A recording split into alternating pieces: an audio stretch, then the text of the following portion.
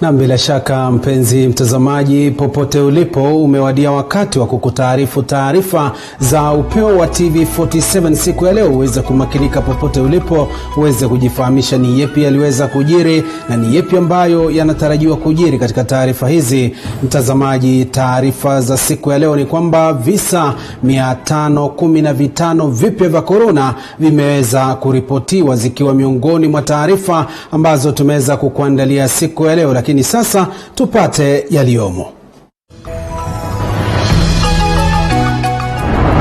Watu 272 zaidi wapona corona, huku visa 515 zaidi vikiripotiwa.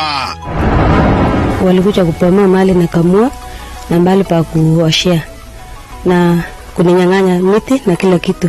Polisi wamewatia mbaroni jamaa wa familia moja katika eneo la Keses wa Singishu kwa madai ya kumfurusha mjane. Na katika makala maalum tutakueleza jinsi baadhi ya Wakenya kutoka maeneo mbalimbali wamekiuka amri ya kafyu miezi 4 baada ya serikali kuweka amri hiyo. Na sasa mpenzi mtazamaji, karibu niweze kukujuza taarifa hizi kwa kina zaidi. Mtafsiri kwenye lugha ya ishara anafahamika kama Faith Cheptile, wakwetu wananiita Joash Onsare. Taarifa hizi vile vile unazipata live kupitia ukurasa wetu wa Facebook TV47 Kenya, na vile vile weza kuingia katika tovuti yetu madred kabisa ambao ni www.tv47.co.ke. Taarifa ya kwanza ambayo tunaanza nao ni kwamba viwango vya juu vya masomo vinategemea teknolojia ili kuendeleza masomo yao. Hii ni baada ya ratiba za shule kuathirika na mchamko wa virusi vya corona mapema mwaka huu. Wadau katika sekta ya elimu wamesema kuwa ni gharama zaidi kwa vyuo vikuu kujiendeleza kimasomo ili kuweza kukidhi mahitaji ya wanafunzi. Vyuo vikuu vitalazimika kuwekeza zaidi ili kufanya masomo ya mtandaoni, kwani wengi wanakosa miundombinu ya kufanya mafundisho haya kuwa bora. Naibu chansela wa chuo kikuu cha Embu Profesa Kiplagat Kotu anasema chuo hicho kimeamua kufanya masomo ya mtandaoni katika mafunzo yake yote, lakini zoezi hili ni la gharama zaidi. That we have actually prepared to go online with the orientation of first years. And we have already communicated to them. We have advised them on what kind of facilities, infrastructure they need to have. Of course, they have to invest. They have to invest in technology. Kotuta alisema kuwa serikali inaweza kuhitajika kusaidia vyuo vikuu kwa kuwawezesha kupata miundo mbinu inayohitajika kwa kuendeleza masomo ya mtandaoni. If of course it were possible to be given what I would call a startup capital investment to be able to do online. Aliongeza kuwa ni vyema serikali kutotoza ushuru kwa vifaa vitakavyohitajika kufanikisha masomo ya mtandaoni, kwani kutafanya masomo haya kutokuwa ghali mno kwa wanafunzi. Online teaching will require that you invest more in terms of bandwidth. That means that as a university we have to increase our bandwidth, because it really consumes. Remember, you're doing video conferencing. Nikiripotia TV47 kutoka gatuzi la Embu, naitwa Moige William. Mtazamaji, tukiendelea mbele na taarifa zaidi ni kwamba nchi ya Kenya ikiendelea kukabiliana na virusi vya corona, kina mama wengi wajawazito wanahofia, kwani hawapati huduma za uzazi kabla ya kujifungua, huduma ambazo ni muhimu zaidi kwao na watoto wao. Mwanahabari wetu Mumbi Chege na maelezo ya taarifa hiyo.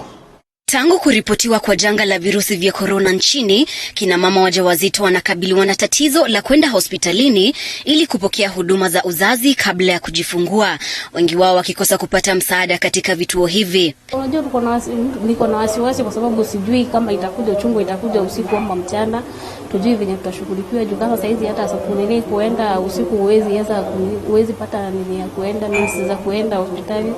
So tujui niko na wasiwasi pia. Sijui itakuwa aje kutoka hapo. Kutoka corona ianze, services zimekuwa ziko chini sana pale kwa DO. kwa sababu nilienda hapo, nilikuwa na clinic last month date 20, lakini nilienda nikafika hapo nikapata, wakaniambia our services hakuna sahi kwa sababu kwa sababu hiyo corona, wanasema hakuna vitu kwa clinic za kushughulikia watu. Wakasema tunaweza rudi wakati corona ikiisha, ama mtu akitaka pengine kama uko na shida, kama uko na ugonjwa ndio unaweza rudi huko kwenda kuona kwa hospitali.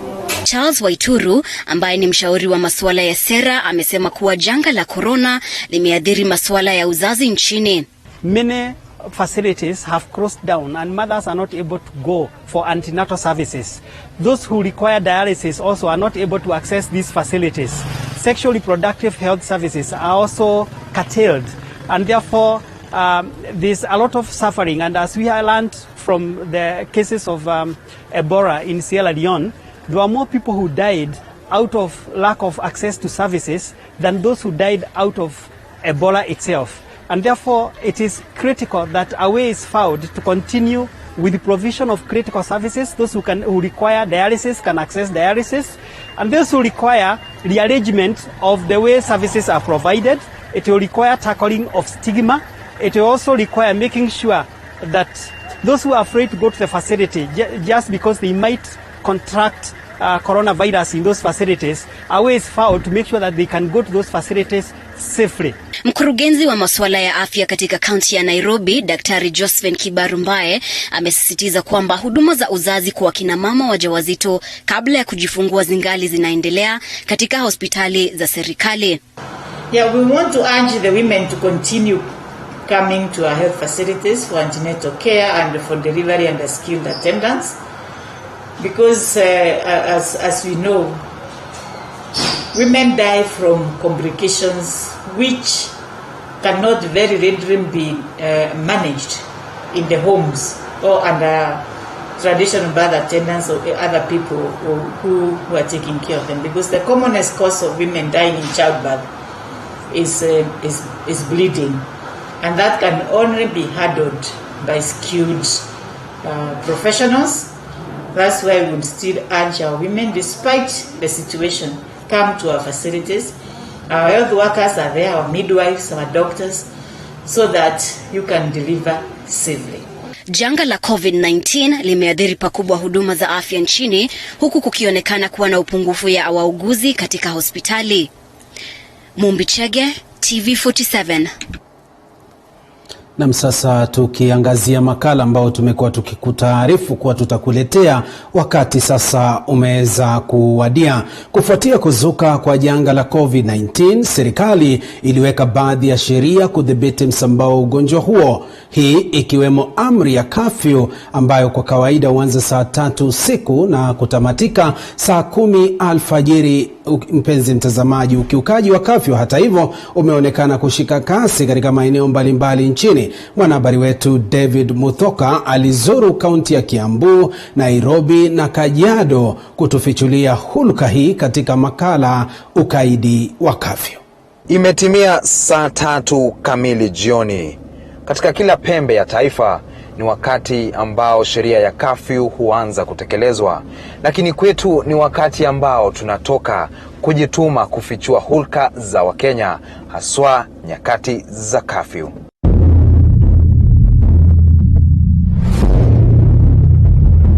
Jumatatu saa 3:39 ni katika eneo hili la Buruburu, kaunti ya Nairobi, ambapo ziara yetu inang'oa nanga.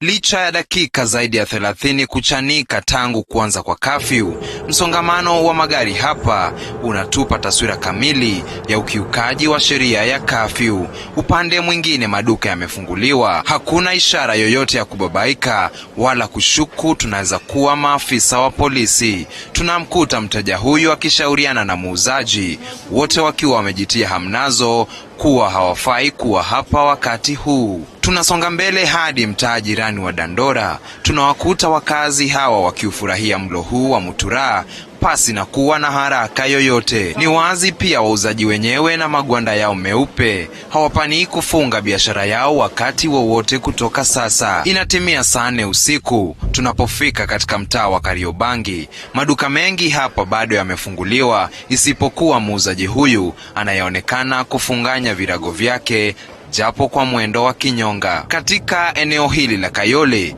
tunakutana na taswira sawia na maeneo mengine ya ukiukaji wa amri ya kafyu. Tunapishana na halaiki ya watu wanaotembea hapa na pale, baadhi wanaonekana kuzama kwenye mazungumzo. Muda mchache baadaye matatu hii inatupita, na kulingana na jinsi inavyometameta ni dhahiri shahiri kuwa inalenga kuwavutia wasafiri. Ikumbukwe ni zaidi ya lisali moja tangu kafyu ilipoanza. Dakika 27 baada ya saa 4 tunafika katika mtaa huu wa Umoja. Kwa mara nyingine hali ni tete. Hakuna aliye na haraka hapa ya kufika nyumbani. Siku ya pili, Jumanne, ni saa 3 na dakika 18. Tupo kwenye barabara kuu ya Nairobi kuelekea Thika. Sisi ni miongoni mwa msafara wa magari yakiwemo ya kibinafsi pamoja na ya uchukuzi. Ni dakika 18 tangu kuanza kwa kafyu. Tunafika katika eneo hili la Garden City ambapo mara yoyote ile huwa pana maafisa wa usalama wanaoweka kizuizi hapa. Ila leo hali ni tofauti. Hawapo kutekeleza sheria ya kafyu.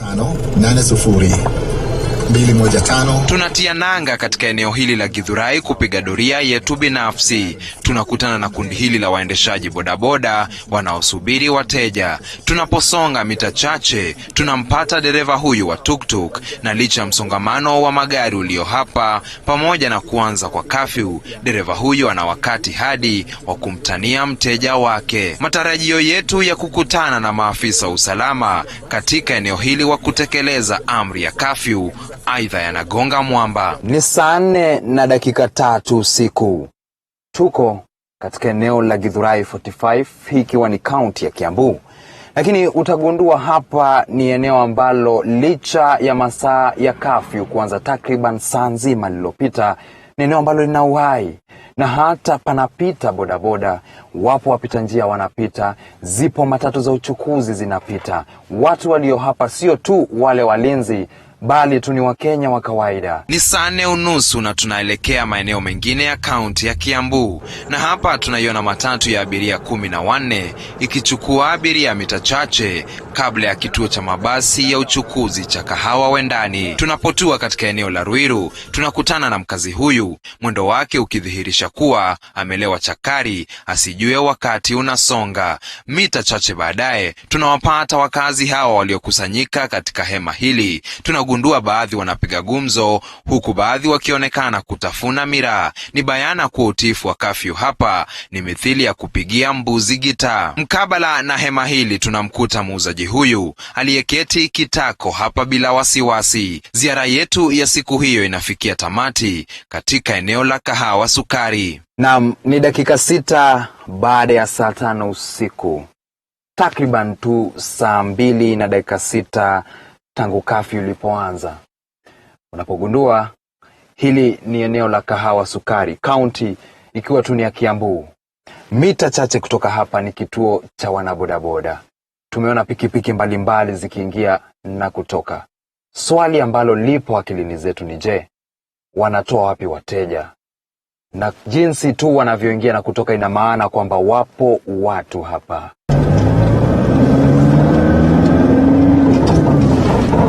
Ni saa 3 na dakika 1 tunapojipata tumekwama kwenye msongamano wa magari katika barabara ya kuelekea eneo la Rongai almaarufu Diaspora. Ni dakika 1 baada ya kuanza kwa kafyu. Tunatua Rongai dakika 14 baadaye, na taswira iliyo hapa inatuacha vinywa wazi. Maduka ya kila aina yamefunguliwa. Anayetaka nyama hana budi kuipata, anayetaka dawa maduka yapo wazi. Aidha tunawakuta wakazi ambao wamefurika kwenye maduka maduka mbalimbali ya reja. Na licha ya mvua ya rasharasha inayoshuhudiwa hapa, pamoja na kuanza kwa kafyu, ungetarajia kuona watu wanaojitahidi kwa udi na uvumba kufika nyumbani haraka iwezekanavyo. Lakini hali ndivyo sivyo. Tunapoendelea na ziara yetu, tunakutana na mwoshaji wa pikipiki huyu akiwa amejifunga masombo kunadhifisha pikipiki hii. Katika soko jirani la Kiserian, tunawakuta maafisa hawa wa polisi wakiwa juu chini kutekeleza kafyu. Hatimaye tunakutana na maafisa usalama baada ya ngoja ya siku 2 katika kizuizi hiki. Baadhi ya madereva wanaonekana kukata shauri baada ya kupatikana kwenye mkono mbaya wa sheria kufuatia kuchelewa. Upande mwingine, baadhi yao hawajakata tamaa kujitetea kwa polisi hawa. Hata sijachelewa tangu ianze. Hapana, hatutasumbuana mkubwa. Ni takriban miezi 4 tangu kafyu hii ilipoanza kutekelezwa, hii ikiwa moja ya sheria zilizowekwa na serikali kukabiliana na msambao wa ugonjwa wa COVID-19. Lakini katika siku za hivi karibuni, amri hii imeonekana kuwa butu, huku maambukizi mapya ya korona yakiripotiwa kila kuchapo. Kufikia Ijumaa, visa zaidi ya 29,000 vilikuwa vimeripotiwa.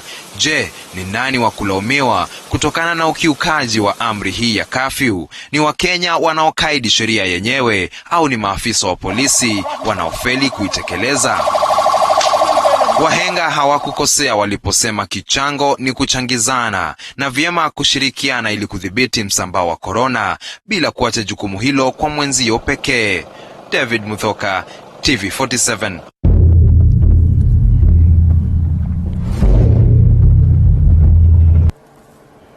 Na bila shaka mpenzi mtazamaji, ndo taswira halisi ya mambo yalivyo katika mitaa mbalimbali, sehemu mbalimbali za humu nchini. Asante sana mwanahabari wetu David Muthoka kwa makala hayo kuweza kutupatia taswira. Mtazamaji, unaweza tolea taarifa hii maoni yako kupitia 22047. Vile vile unaweza kuzungumza nasi kupitia ukurasa wetu wa Facebook TV47 Kenya. Ingia kwenye Twitter @TV47KE. Vile ingia kwenye akaunti yangu ya Twitter Josh Onsare. Nikiangalia hapa kwenye Facebook, anasema anaitwa Fundi Michael Jared, niko ndani kutoka Naivasha. Kazi njema TV47. Asante sana. Munyiri Waya anasema President aondoe curfew.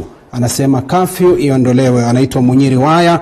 Vile vile anasema anatazama akiwa maeneo ya Thika, huyo Munyiri Waya. Geoffrey Kosgei anasema kwamba tuned hapa Karen. Wa mwisho anaitwa Phoebe Rina, watching from Saudi Arabia. Mtazamaji, tunachukua mapumziko mafupi, lakini tutakuwa tunarudi na taarifa tumbi nzima. Ganda nasi.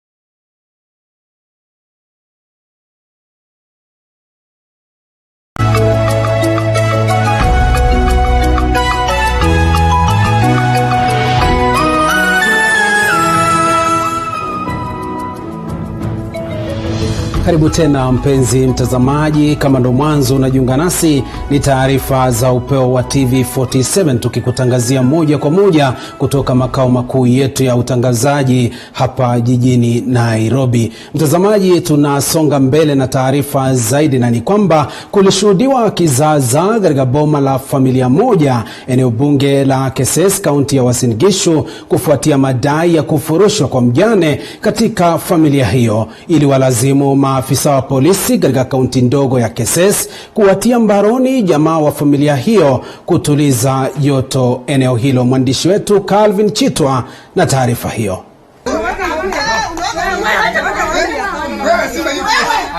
Mjane huyo Jael Chebet, mama wa watoto wawili, anasimulia masaibu yaliyoanza kumkumba baada ya kifo cha mumewe. After mzee yake nikanyang'anywa vitu yote. Tarehe 6 walikuja kupoma mali na kamua na mbali pa kuoshea na kuninyang'anya miti na kila kitu. Anadai familia ya upande wa marehemu mumewe ilishiriki kikao na kumpa ilani ya juma moja kuondoka katika boma hilo, huku wakitoa mali zake zote. Wanataka kunifukuza. Walinipea deadline nitoke tarehe 7.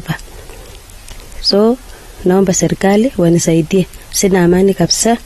Hata naona security yangu sitatopoa. Madai yake yalipingwa na John Muluo ambaye ni msemaji wa jamii hiyo. Shemeji yangu amekuwa akikaa hapa, tukikaa kama familia. Tulipokaa chini tulikuta ya kwamba ameanza kuuza vitu pole pole.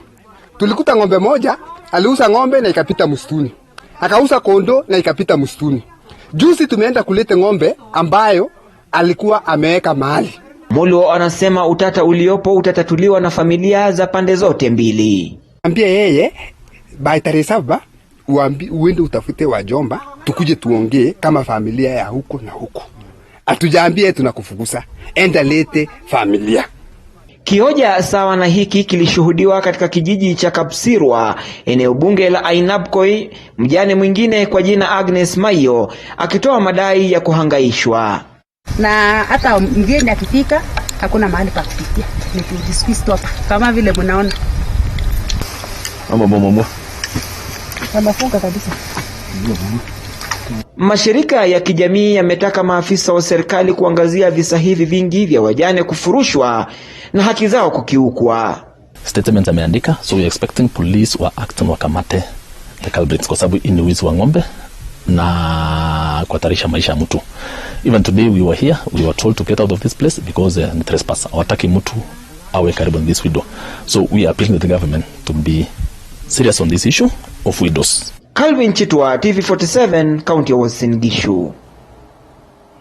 Shukran sana mwandishi wetu Calvin Chitwa kwa taarifa hiyo. Hivi sasa tunasonga mbele na habari zaidi, na ni kwamba spika wa bunge la seneti Kenneth Lusaka amejitenga na madai ya kuwashawishi maseneta ili kuahirisha kikao cha Jumatatu ambacho kinatarajiwa kujadili mfumo wa 3 kuhusu ugavi wa fedha za kaunti, hii ikiwa ni mara ya 9 kuandaliwa kwa kikao hicho. Madai ya kutishiwa kwa baadhi ya maseneta yakiendelea. Mwandishi wetu Elizabeth Mutuku na taarifa hiyo.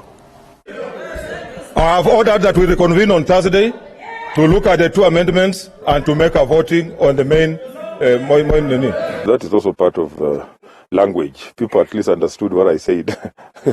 Bunge la Seneti likitarajiwa kuandaa kikao kwa mara ya 9 Jumatatu wiki ijayo kujadili mfumo tata wa fedha za kaunti, na tayari kukiwa na madai ya baadhi ya maseneta kutishiwa. Sasa spika wa bunge hilo Kenneth Lusaka anasema hakuna yeyote aliyewasilisha madai hayo kwa kirasmi. I cannot talk on behalf of any senator because it's their colleague, so they are the ones who are operating at that level. But as from where I sit, I have not had any complaint to me as the speaker of any intimidation by any other senator towards another senator. Katika mahojiano na TV47, Lusaka aidha amepinga madai ya kutaka kikao hicho kuahirishwa, wito wake ukisalia kwa bunge hilo litapata suluhu.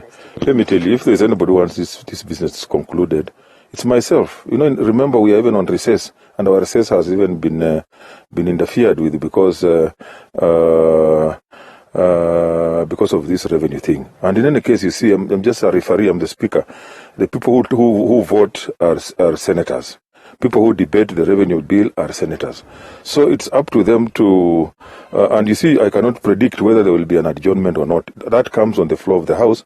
It is moved by a senator and seconded and then voted for. So I can't say it will be there or it will not be there. If it comes, it will be handled just the normal way adjournments are handled. But it's my prayer that this matter is put to rest and concluded. Seneta wa Kakamega Cleophas Malala hiyo jana alituhumu uongozi wa bunge hilo kutoruhusu majadiliano, swala ambalo Lusaka amepinga vikali. Let Senator Orengo, Senator Pogisho open up channels for negotiations with other senators.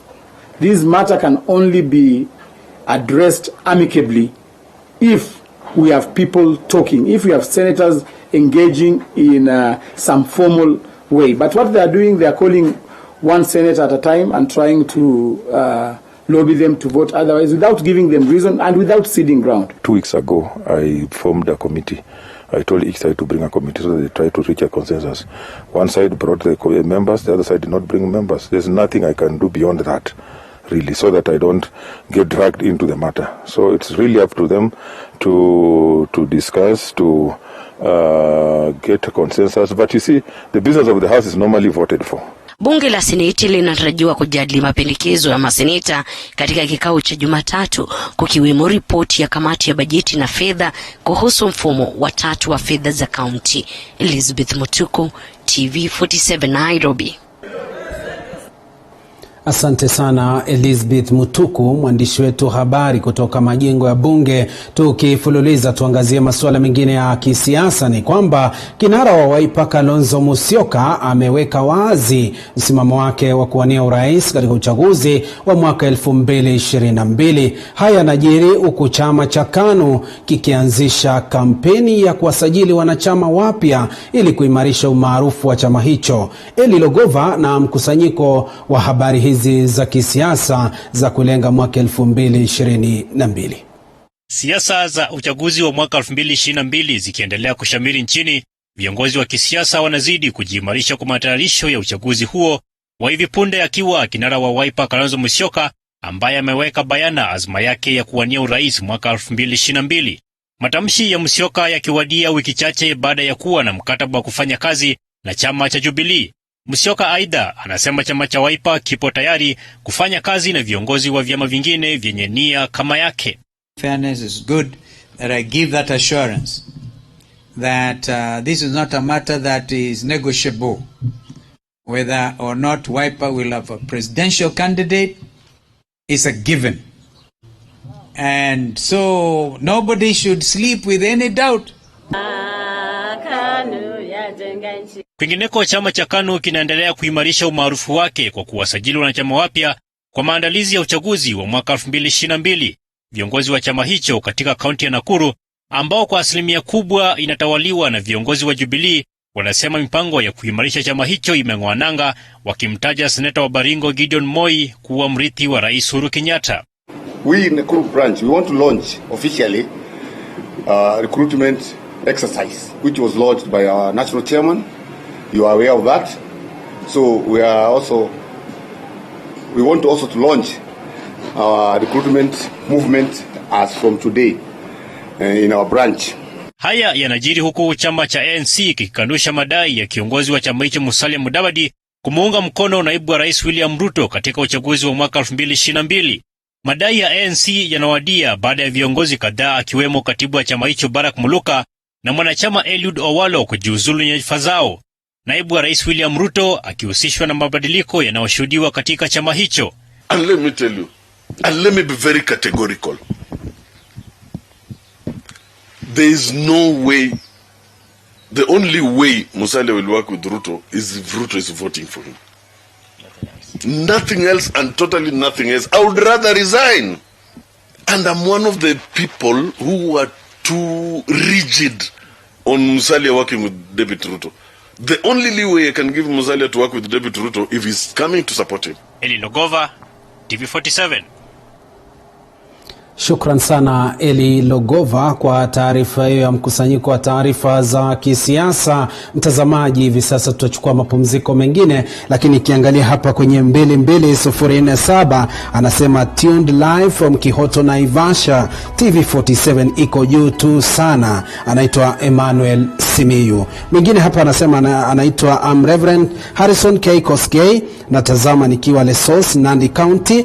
Curfew iishe tu please Mr. President, ni kama haisaidii na Wakenya ni wale wale tu, mbarikiwe. Hivyo ndivyo anasema, anaitwa Reverend Harrison K. Kosgei. Mwingine hapa kwenye 22047 anasema ni Ben Cool, nikiwa Narok County, ninakupata, polisi afanye kazi. Ni kuhusiana na ile taarifa ukaidi wa kafyu. Kwenye Facebook TV47 Kenya, naangalia hapa kwa upesi, anasema anaitwa Masharia Muthoni, anasema taarifa njema hapo, hashtagi ukaidi wa kafyu. Mwingine hapa anasema kwamba watching, anasema anaitwa Enoch Innocent, let's go. Hivyo ndivyo ambavyo ameweza kuandika kwenye Facebook Live TV47 Kenya. Lakini kwa sasa tuchukue mapumziko, lakini tunarudi na taarifa zaidi. Ganda na TV47.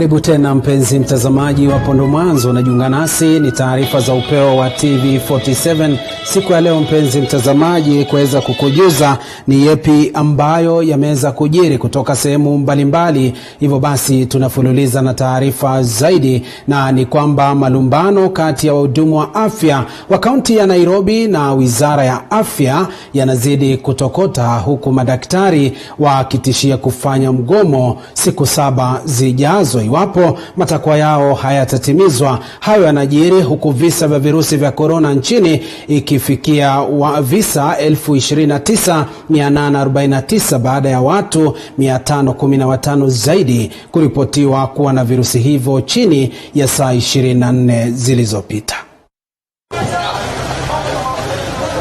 Zaidi ya siku 150 tangu kisa cha kwanza cha virusi vya korona kuripotiwa nchini, wahudumu wa afya walio kwenye mstari wa mbele wakati wa janga hili wanaendelea kukumbana na athari chungu nzima. Na licha wahudumu hao kuelezea malalamiko yao kwa serikali mara kwa mara, maji yanaonekana kuzidi unga, huku madaktari wa kaunti ya Nairobi wakitoa makataa ya siku 7 ya kwanza mgomo wao rasmi. Katika mahojiano ya kipekee na runinga ya TV47, Daktari Dennis Misekelia, kaimu katibu mkuu katika muungano wa madaktari nchini KMPDU, amesema kuwa mgomo huo haujasitishwa kama wizara ya afya ilivyosema, akisisitiza kuwa mgomo huo utaendelea kote nchini iwapo matakwa yao hayatatimizwa. Now Nairobi County is one of the highest number of COVID cases. Yeah, I hope that the government will not allow the 7 days notice to elapse before they step up, because it will break my heart if we lose patients because of preventable issues. Kulingana na wizara ya afya, vifaa vya kujikinga vya kutosha vinaendelea kufikishiwa wahudumu wa afya, semi anazopinga vikali Dennis, akisema kuwa mengi yanayosemwa na wizara ya afya ni mipango pekee ambayo hayajatimizwa miezi 5 tangu kuanza kwa janga la corona. And the saddest thing about the PPE is that sometimes they will supply substandard PPEs.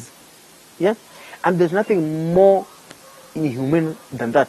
You'd rather not even give me a PPE. I know that there's no PPE in that hospital. I buy my own and I go with it. Than give me a substandard PPE that I will wear knowing that I'm protected until a COVID patient turns in and turns up positive. It's like taking a soldier to the front line and then you give them a gun, a toy gun.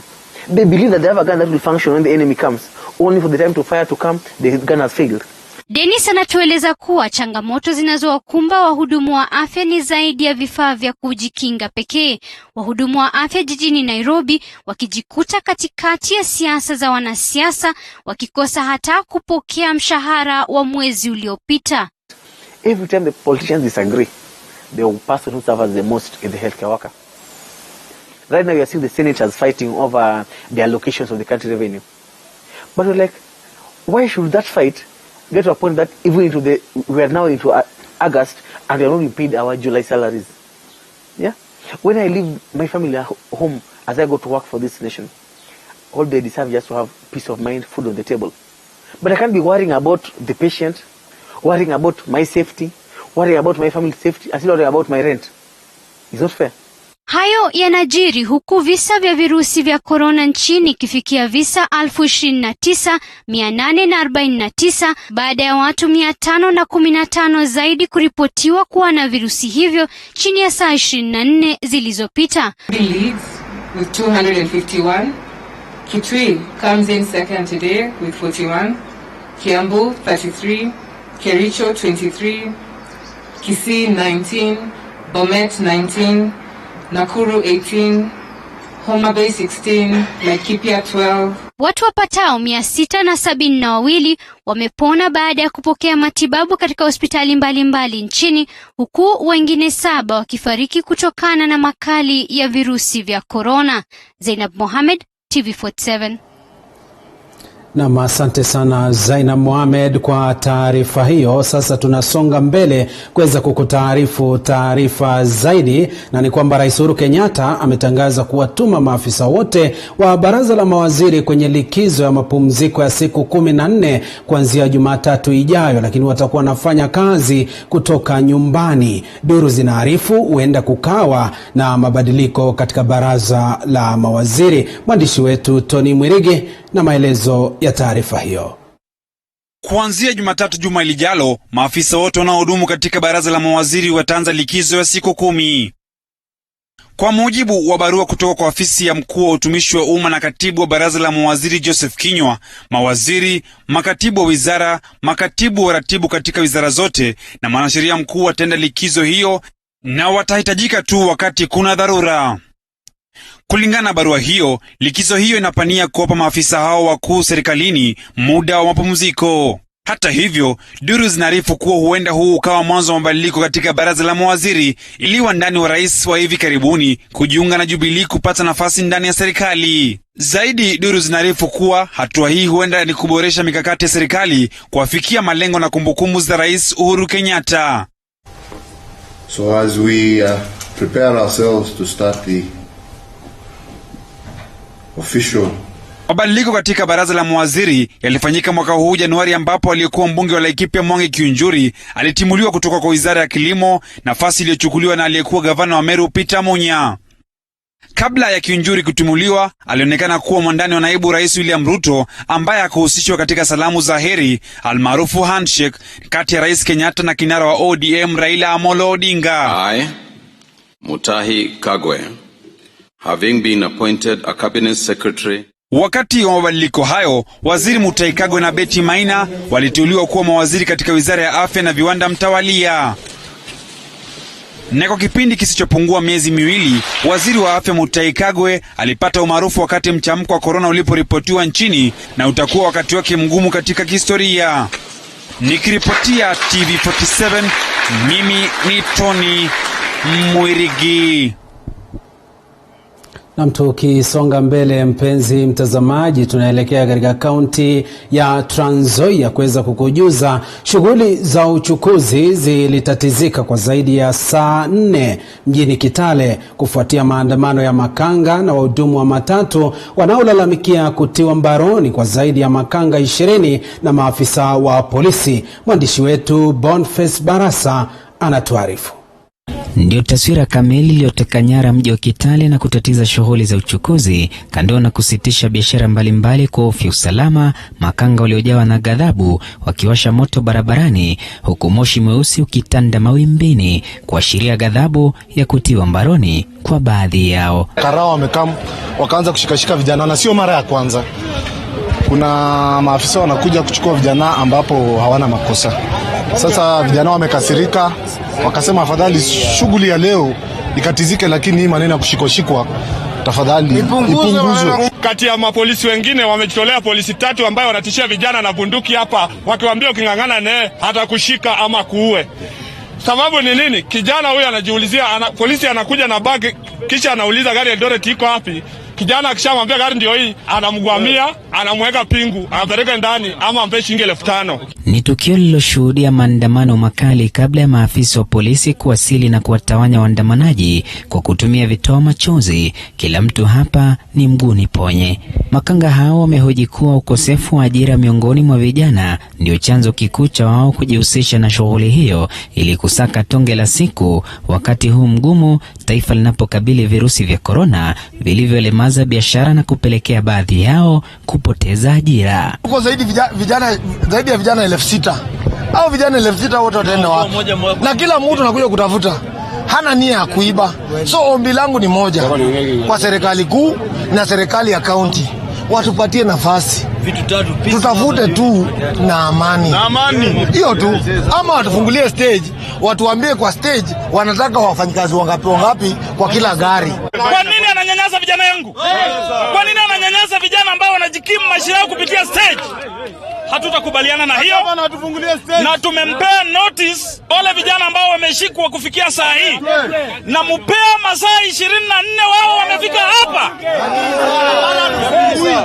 Baada ya utulivu kurejea, kamanda polisi katika kaunti hii Ayub Gitonga amethibitisha kukamatwa kwa zaidi ya makanga 20 na kutoa changamoto kwa makanga kuendesha shughuli yao kwa nidhamu. Tumepata malalamiko mengi sana kutokana na wananchi ambao wanatembelea hilo sehemu kwa kutafuta usafiri, wanang'ang'aniwa, mizigo yao inawekwa kwa gari nyingine, na wewe mwenyewe unaingizwa kwa gari nyingine, na ni kwa nguvu zaidi. Kwa hivyo tunatoa wito kwa wale ambao wanatoa hizo vurugu wachane nazo na wa concentrate, na kila mtu afanye kazi ile ambayo anatosha kufanya. Mteja akija pale anajua mahali anakwenda, na inakuwa ni hivyo. Vijana hao wanaendelea kuzuiliwa katika kituo cha polisi mjini Kitale kwa madai ya kuendesha wizi wa mabavu. Ni maandamano ambayo yametatiza uchukuzi katika mji wa Kitale na kuacha barabara hii kusalia na ukiwa, barabara ambayo hushuhudia shughuli nzima mchana kutwa. Sasa, TV47, gatuzi la Trans Nzoia.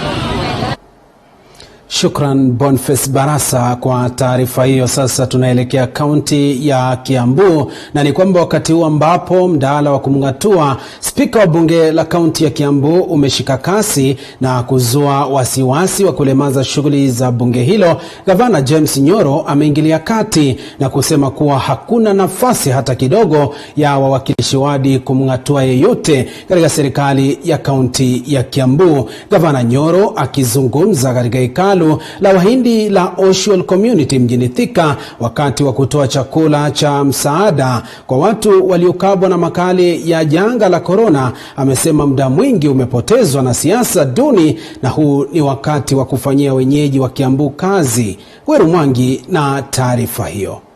Huku mjadala wa kumtibua spika wa bunge la kaunti ya Kiambu ukishika kasi na kuzua hali ya taharuki na uwezekano wa kulemaza utendakazi wa bunge hilo, gavana Daktari James Nyoro amesema muda mwingi umepotezwa watu wakipiga siasa na hakuna nafasi imesalia ya kumng'atua yeyote katika serikali ya kaunti ya Kiambu.